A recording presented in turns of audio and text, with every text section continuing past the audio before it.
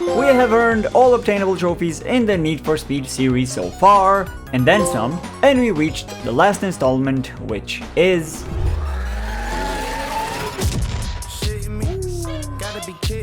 Need for Speed Unbound was released in 2022, published by EA Games and developed by Criterion Games, a Battlefield studio. Yes, you saw that right, Criterion is now a full-fledged Battlefield studio, so chances are we won't see another Need for Speed game from them for the time being. You decide if it's a good thing or not. The game goes above and beyond what previous titles have been doing, adding cel-shaded characters, which I personally dig, with the thematic revolving around street art with all these new effects in this sort of depressive autumnal atmosphere that is Lakeshore City. The story is yet again one of betrayal. Our friend and partner Jasmine decides to leave us and her mentor Rydell naked because she got tired of doing the same job daily for minimum wage and is an ambitious gal. What better reason to steal all your mentor's hard-worked vehicles as well as ours? Fuck's sake. So yeah, that's essentially also the prologue of the game, where we also got the trophy Hey Lakeshore for completing the prologue. And speaking of trophies, we have 42 to get, including the platinum, with yet again a great amount of collectibles and activities. Right now we're going through the returned character customization process, and we earned Fashion Killer for customizing your clothing. We chose the Nissan Silvia as our first car, gave her a name, played around with the newly added driving effects, and earned Throwing Up tags. We also applied a community wrap, and naturally we earned the trophy Cool Whip. We have our first races at day and night, and I really do appreciate the addition of pedestrians, which really makes the city areas stand out and feel lived in. We also got into a pursuit, and right now they're not really worth mentioning too much. What is worth mentioning is that besides our normal NOS, we also have Burst NOS, which is the yellow stuff we accumulate by doing certain actions. By activating it, we earn Drop the Beat for using 5 max burst nitros during story events. We now need to deliver a car for a dude named Alec that's definitely not gonna cause any issues. Something bad is gonna happen. We reach our destination and no one is there. We reach Rydell's garage, and Yaz leaves with Muriel, so all that effort and emotional investment we put into that car is gone, but at the same time this sets our goal from here on out, to beat Jasmine and get our machine back. We also meet Tess, who will help us out for a while. Loyalty's overrated. Together with her and Rydell, we'll work our asses up to participate in the Lakeshore Grand to get back Muriel and reunite her with Eustace, which is our MX-5 that we are gonna be using from here on out. We also apparently received a McLaren F1. I don't know why, but I'll take it. Sadly, it's a tier S+ vehicle, and the way the story is structured, we won't be able to use it until the end since we need to go through every tier and we're only at B for now. The annoying crashes also make a return in this game, and I don't mean the car crashes. We also got the trophy 100 miles in running for driving a total of 100 miles in story mode. We'll now start going for the collectibles, more specifically the bear champs and street art, in order to gain some levels and cash. We don't have the keys to the city for this game, and I'm not about to buy it, but we will use the absolutely fantastic Need for Speed Polska website to find and track them. The game also helps us tremendously by giving us a radius where a collectible can be found, as well as keeping track of them themselves, so we know which ones we found. Needless to say, it did take a while, around 2 hours, to find all of these 2 types of collectibles, earning us the Bear Champ for collecting all Bear Champs. We also got rewarded with the DM4 GTS, which is a great vehicle that we'll use for A+ tier races. After seeking the rest of the graffiti, we received the trophy Heaven Spot, as well as another vehicle, the Ferrari 488, which we'll use for S tier events. We now only have the billboard collectibles, which we also got some of, but I got a bit bored of doing this, so it's time to go back to the story and witness the atrocious rubber banding. But then again, it's not very optimized, a good example of having too much rubber banding. With one more event won, we continued the pursuit started in it, and after one of the cop cars fell in the river, I assume, because I definitely didn't do anything, we got the trophy Public Enemy for taking down 5 cops within a single story session. We now get to experience Takeover events, or Gymkhana events from Temu, presented by a dollar app, Rocky. All we gotta do here is drive with style while hitting objects to score points. If any of you ever played Dirt 3 released in 2011, you'll see that the Gymkhana events in that game are very similar to these, but I think those were more fun. We now need to deliver a McLaren P1 for Tess, Unfortunately, we can't see if the fans are working because it's nighttime, but we earned Hey Speedy for reaching 200 miles per hour or 321 kilometers per hour in story mode. Now, some of the dialogue in this game is really corny. I doubt any Need for Speed will ever be more corny than the 2015 reboot though, but there will be a few conversations with Rydell that brought a nice chuckle out of me seeing how he tries to adapt to technology. I wonder if hotrods.com is taken. Do not Google that. After that unusual bridge crash, we had to deliver a GTR for Tess. Am I crashing out? Hell yeah, I'm crashing out. The cops in this game are quite relentless to be fair, but I also realized that the same tactic from Most Wanted 2012 works here too. By that I mean that although we can't cheese them like we did in Heat, we can use the subway race to escape them because they can't reach us. We still need to be careful of the chopper though. We'll now go for our first qualifier against Jasmine, and I'm definitely not butthurt about that betrayal. Obviously, we are dominating this race. Are you sure? Well, we dominated it the second time around and earned the trophy New Crew for completing Qualifier 1. We get another glimpse of the technical nightmare that is this game, with the lip syncing being all over the place in this cutscene. What's up? Long time. In regards to the pursuits, they're nicely challenged, can't really complain that much. The biggest problems I've had is this mechanic of detection once you get to Heat 1 and it being at both day and night, compared to Heat where it was only at night. The whole game I've had to either get past the cops really quickly so as to not get detected, or keep hiding, making the actual game feel more like this. Because I had to watch the minimap more than the actual game. I'm trying to drive a car, not play Hitman. Now, let's say that I can deal with the minimap. Sure, it's a game mechanic to which I will adapt because that's the developer's vision and I will respect that. What really grinds my gears is that the minimap doesn't even work sometimes and cops suddenly pop in when I'm doing my best to avoid them. This is not okay. We did not give up though, continued with more events and earned Rebel Without a Pause for completing 30 street races in story mode. Now, if you put this trophy and another one we earned previously together, it will result in Public Enemy Rebel Without a Pause. The Rebel! A legendary track that can also be heard in GTA San Andreas at Playback FM. Now, you would think that this is a very smartly placed reference and that this same track is probably in this game, right? Well, it's not. This is as good a time as any to talk about the music here, and in my point of view, Yeah, this ass. there are still some good tracks here and there. And it might be because the selection is very contemporary, and me not liking it just made me feel like I'm too old for this shit. more corny dialogue later. Wait, did you get him a puppy? Worse. I made him a Reddit profile. What have you done? We got into a Heat 5 pursuit, which we escaped surprisingly easily, and earned Most Wanted for escaping a Heat 5 cop chase, and Escape Artist for doing so in an A+ car. Time for the second qualifier.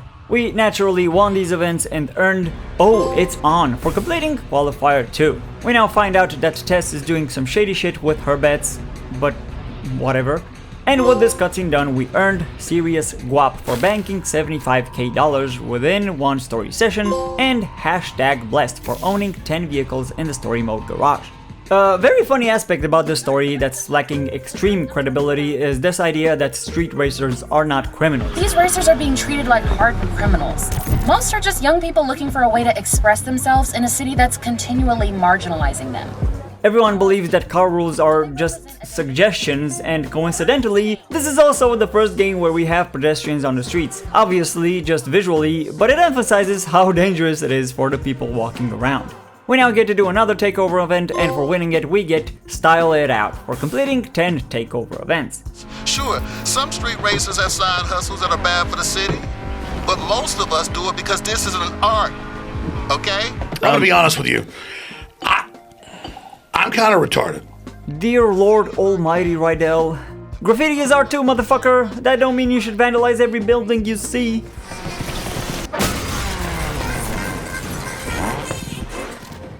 The lack of fast travel in this game is bothersome. I understand that once you're in a session, the whole point is to avoid cops and go to these meetups to participate in events, but the fact that I can't fast travel to gas stations at least makes it unbearable if the event you're interested in is at the meetup location on the other side of the map. Also, high quality PSN avatar right there. We now go to another Takeover event which we won and got Cash Money Millionaire for earning $1 million. Our next delivery mission has us transport A$AP Rocky in his own Mercedes 190E, in case you missed it on the cover of the game. So what happened here literally made me burst out laughing. Our character is apparently starstruck and tells him she's nervous about sitting next to him, and this dude proceeds to tell his life story for some reason as if he's on a podcast interview. Struggles just like them, I go through frustrations and everything. Look, I don't know anything about this dude. It's clear that he's marketing material for the game. Some of the songs I've listened to are quite fire, but this event felt out of place. I'm more curious about his car than him. For all the cringy shit and mediocrity in the 2015 reboot, I think that game had the best integration of actual people who are passionate about cars. A$AP Rocky feels off here. You only get to interact with him for one event anyway, so it's not a big deal. It just felt a bit weird is all.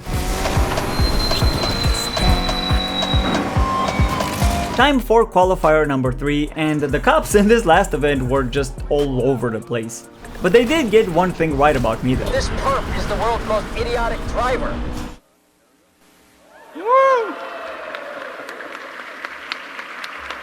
We then got the trophy Lake Better Watch Out for completing qualifier 3. The lip syncing is broken yet again. So how much we putting down on me? But we did understand the fact that Tess was actually all this time in league with Alec and all she cared about is money! So go stick a pineapple up your ass, Tess. We go ahead to upgrade the garage to Elite, unlocking the best upgrade parts and the trophy Rydale's Rides. We then meet Jasmine and you know what Dom says. You don't turn your back on family. Also, her front wheels don't spin for some reason, so you better fix that shit before giving it back. Drifting is on the menu, boys, and this time I'm not playing around and getting the RX-7 right from the get-go. But the game had other plans and decided to crash yet again. Yeah, it's a mess. But what isn't a mess is this car, which I love.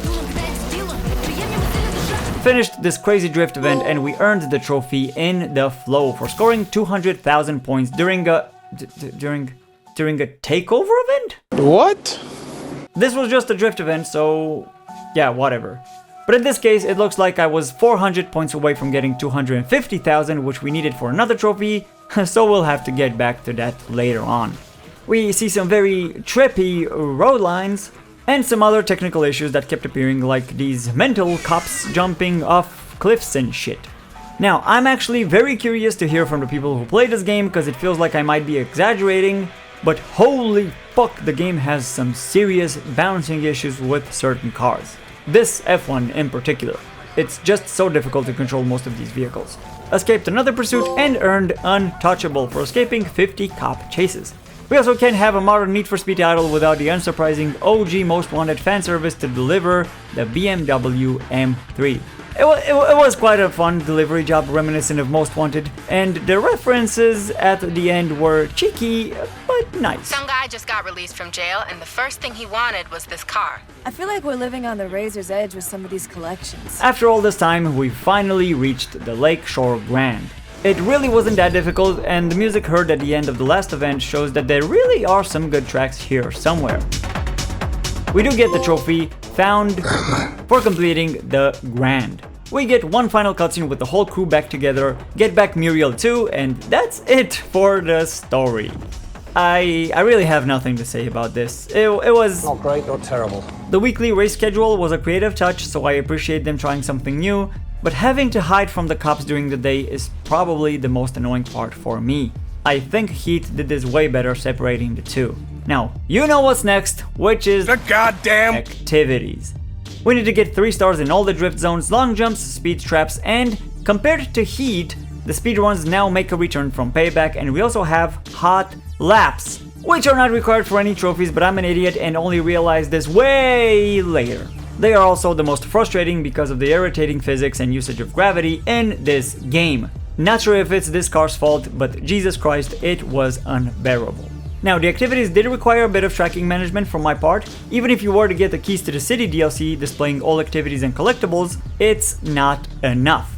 We have an extra level this time to beat a rival, and only then will the activity be crossed off, so whichever one has only 3 stars will still show off as incompleted. An offline map is most definitely necessary. The good thing is that the activities are very easy to get 3 stars, since the real difficulty is in beating the rival. I didn't even need off-road tires and suspension to get long jumps that are mostly on off-road areas. Billboards are also much easier to destroy now because they are supported by pillars, which are also destructible from a certain point, so you don't have to hit the billboard directly. I'm walking here! Despite the very open world, the game does have some limitations here and there, but overall exploring was quite fun and I really enjoyed myself. Oh, thanks, mister. As a person who has quite a soft spot for darker, somewhat depressing settings, the atmosphere of this game is very pleasant to look at, oddly comforting in its stillness. Time to cheer up a little though, finished the last speedrun and we are now in the zone for getting 3 stars on all speedruns. We are now out of the zone, but in our next attempt to get 3 stars on the last speed trap, we got caught on camera. The last billboard was also nearby, destroyed it, and received ad busting. You thought that this was another explosion, didn't you? Last but not least, the long jumps. Our best attempt was 1 meter away from 3 stars. My life in a nutshell. I did get 3 stars in the end, but no trophy unfortunately, which means that I most likely missed one. It looks like I have 3 stars missing, and like I said earlier, I now need to cross-check the map with my own and see where that last long jump is. Several minutes later, we found it, quite an epic jump at that, and earned frequent flyer. At exactly this point I realized that the hot laps didn't count towards completing all collectibles and activities, so that was a waste of time. They were challenging to do but quite annoying because of the bouncy nature of the cars, so I'm glad I don't need to go through them again. Last but not least, arguably the most fun activity for me, drift zones, and there was an amazing improvement done to them compared to the previous games. We now no longer need to score points, but drift for a certain distance in a limited amount of time. This made it so much more enjoyable not having to worry about hitting objects or traffic that would ruin the score multiplier. It was really pleasant to do these, and by earning 3 stars in the last one we got Catch My Drift and Cleaning Up for collecting all collectibles and getting 3 stars on all activities. As in-game rewards, we got the M1 and the McLaren 600 LT. Come to think about it, let's check out that P1 to keep our tradition of hoping that the overheating issues have finally been solved. Please tell me they solved this. They did not solve this. You gotta be fucking kidding me right now. They took them out altogether? I guess they kind of solved it though? Anyway, the time has come to start the real endgame of Unbound, the multiplayer, which is kind of the whole point considering it was built as a live service. We already got another trophy, the Collector, for owning 10 vehicles in Lakeshore Online. The multiplayer is actually varied with quite a few game modes, a shit ton of unlockables, and even hot pursuit events, so there's a ton of stuff to do. I entered a lockdown, which is essentially extraction mode, I think? But I genuinely had no idea what the fuck I was supposed to do. I understand nothing. It felt interesting and had the potential to be fun, but there was no point for me to ever play it again. Nevertheless, I did feel a fuzzy feeling hearing Razor in this mode. On the lockup, ride through on a bike, and thank me later. We then upgraded our online garage to Elite and got Access All Areas. Now, the multiplayer is fun for the most part. My only problem with it is that it's unbalanced as fuck. Although the game works on this car tier and speed rating power measurements, it's useless really because I think there are still meta vehicles which people who played for a while got to unlock and they're unnecessarily overpowered. One of the cars in my first races had less performance rating and made me his bitch. This game is savage as a rookie and I got my ass handed to me ridiculously, which honestly didn't feel very fun. Stay on the spearhead!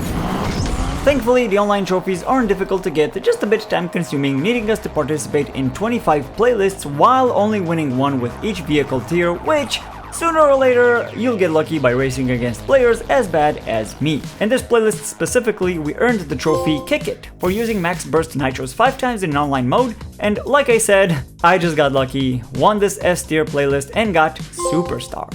I then got lucky again with a dude who let me win for some reason, despite being obviously 10 times faster, and I think fell in love with me. I love you too French for you. Thank you so much for helping me get top bill and for winning a tier S+ playlist. I can't really say that I'm vibing with this multiplayer. I kind of miss Hot Pursuit and Rivals in a way, but I did enjoy the link-up activity in the open world sessions.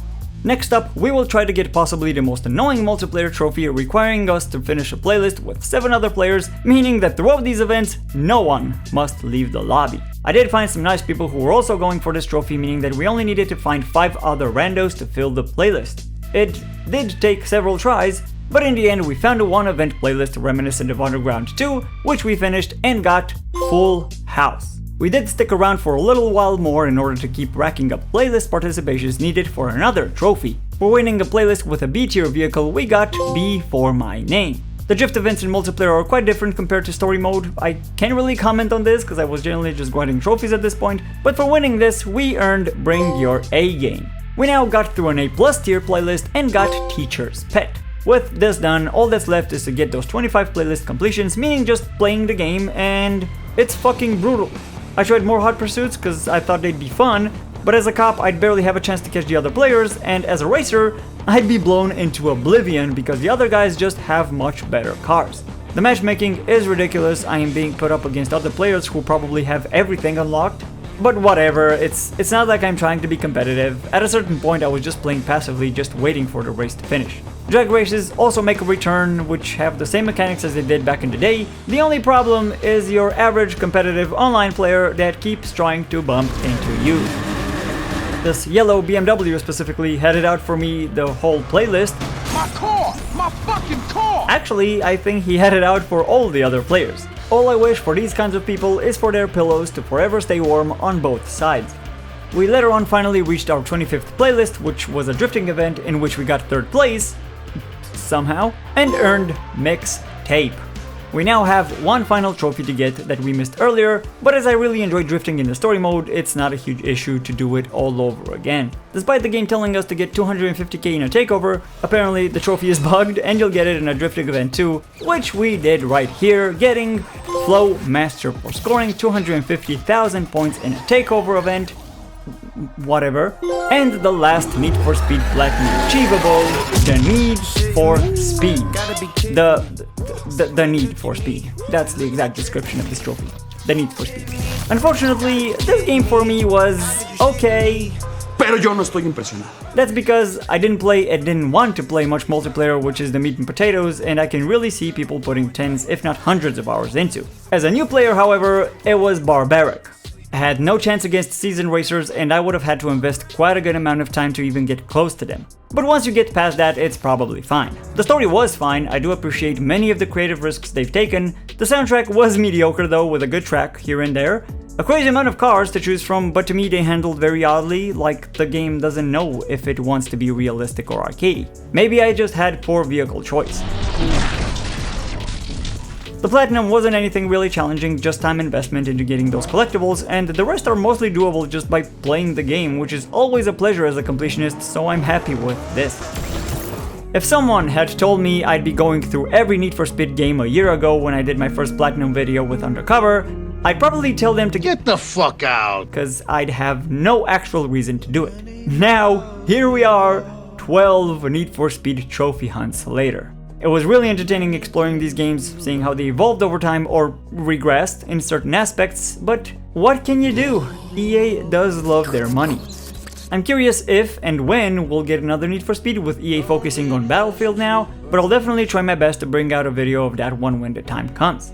Thank you so much for all of your support during this past year. I really hope to see you in the next one. Take care.